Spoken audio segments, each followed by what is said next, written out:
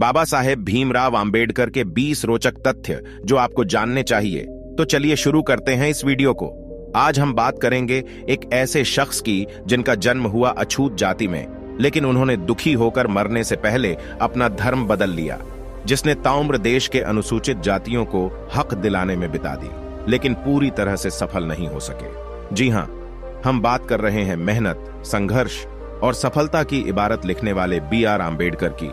चलिए लेख के जरिए इनके बारे में विस्तार से जानते हैं। बाबा साहेब भीमराव अंबेडकर 14 अप्रैल 1899 के दिन मध्य प्रदेश के महू गांव में रामजी मालोजी सकपाल और भीमाबाई के घर 14वीं और आखिरी संतान के रूप में पैदा हुए थे। शुरुआत में इनका नाम भीमराव अंबाडवेकर था, जो समय के साथ परिवर्तित होकर बाबा साहेब डॉक्टर भीमराव अंबेडकर बन गया। भीमराव अंबेडकर की शिक्षा B.R. भीमराव अंबेडकर करीब 9 भाषाओं के झांता थे। इन्होंने 21 सालों तक सभी धर्मों का ज्ञान लिया था। अंबेडकर की शादी 1906 में 9 साल की रमाबाई से हुई थी। 1908 में वे एल्फिंस्टन कॉलेज में दाखिला लेने वाले पहले दलित बच्चे बने। डॉक्टर भीमराव के पास कुल 32 डिग्री थी।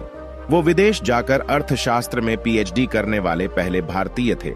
नोबेल प्राइज जीतने वाले अमर्त्य सेन अर्थशास्त्र में इन्हें माता पिता मानते थे।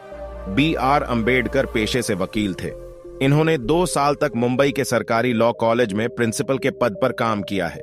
तिरंगे झंडे में अशोक चक्र लगवाने वाले भीमराव अंबेडकर ही थे। नंबर 1, वर्तमान समय में जो उद्योगों में 8 घंटे की शिफ्ट होती है, यह सब B.R. भीमराव अंबेडकर की ही देन है। इससे पूर्व 12 से 14 घंटे श्रमिकों को काम करना पड़ जाता था। नंबर 2, भीमराव अंबेडकर संविधान निर्माण करने वाली समिति के अध्यक्ष थे, इसलिए इन्हें संविधान निर्माता कहा जाता है। नंबर 3, बाबा साहेब ने 50 के दशक में कहा था कि बिहार और मध्य प्रदेश का विभाजन कर दो। उस समय किसी ने नहीं सुनी थी, जिसके बाद सन 2000 में आखिर विभाजन करना ही पीढ़ी और नए राज्य झारखंड व छत्तीसगढ़ बनाया गया। नंबर 4, बाबा साहेब अंबेडकर हिंदू महार जाति के थे, जिसे अछूत माना जाता था। नंबर 5, जब अंबेडकर को लगने लगा कि मैं हिंदू धर्म से जाति प्रथा दूर नहीं कर सकता, तो उन्होंने गुस्से में एक बात कह डाली, मैं हिंदू पैदा हुआ था लेकिन हिंदू मरूंगा नहीं, और वहीं हुआ।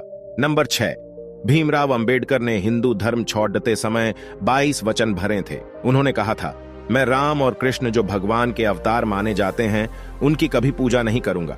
नंबर 7, अंबेडकर ने 1956 में अपना धर्म बदलकर बौद्ध धर्म को अपना लिया, जिसके कारण उनके साथ लाखों दलितों ने भी धर्म परिवर्तन कर लिया।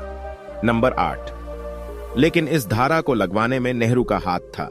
Number 9, B.R. भीमराव अंबेडकर आजाद भारत के पहले कानून मंत्री थे। नंबर 10, भीमराव अंबेडकर ने जिंदगी में 2 बार लोकसभा चुनाव लड़े, लेकिन दोनों बार उन्हें हार मिली। नंबर 11, डॉक्टर भीमराव अंबेडकर ही एकमात्र भारतीय हैं जिनकी पोर्ट्रेट लंदन संग्रहालय में कार्ल मार्क्स के साथ लगी हुई है। नंबर 12, मौत के 36 सालों बाद 1990 में अंबेडकर को भारत का सबसे बड़ा पुरस्कार भारत रत्न दिया गया। क्या देश में आरक्षण की शुरुआत भीमराव अंबेडकर ने की? दरअसल देश में आरक्षण की शुरुआत अंबेडकर ने नहीं, बल्कि कोल्हापुर के महाराजा छत्रपति साहू जी ने 1901 में पिछड़े वर्ग से गरीबी दूर करने के लिए की थी, जिसके बाद यह चलता रहा और 1943 में अंबेडकर ने नेशनल लेवल पर अनुसूचित जातियों के लिए सरकारी नौकरियों और शिक्षा के क्षेत्र में आरक्षण की मांग की। ये सपना पूरा हुआ। अंबेडकर के संविधान समिति का अध्यक्ष बनने के बाद शुरुआत में सिर्फ 10 साल के लिए आरक्षण दिया गया, लेकिन उसके बाद से इसे बढ़ाया ही जा रहा है। जब अंबेडकर ने गांधी को बताया, इतिहास का महज एक हिस्सा, जानिए पूरा मामला। डॉक्टर भीमराव अंबेडकर ने गांधी को लेकर कहा था कि वो कोई युग निर्माता नहीं है, उन्हें भारत को लोग भूल चुके हैं। उन्होंने इस बात पर भी हैरानी जताई थी कि पश्चिमी देश गांधी में दिलचस्पी क्यों लेते हैं। गांधी को भारत के अलावा पश्चिम देशों के लोग भी बड़ा सम्मान देते थे। हालांकि अंबेडकर इस बात से बिल्कुल इत्तेफाक नहीं रखते थे, बल्कि वो गांधी को इतिहास का हिस्सा भर मानते थे।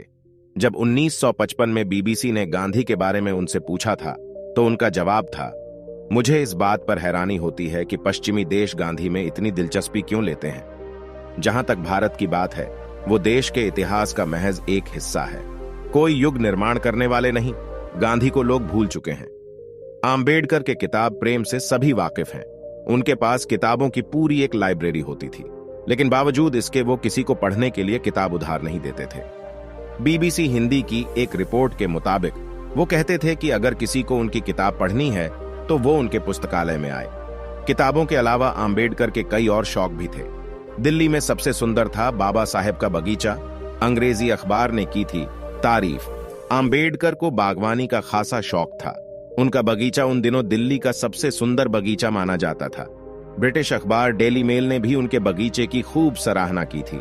जब अपने कुत्ते की मौत पर फूट फूट कर रोए थे आम्बेडकर को कुत्तों से गहरा लगाव था। वो हमेशा ही एक कुत्ता पालते थे। जब एक बार उनका पालतू कुत्ता मर गया तो वो खूब रोए थे। आम्बेडकर ने की थी 2 शादियां।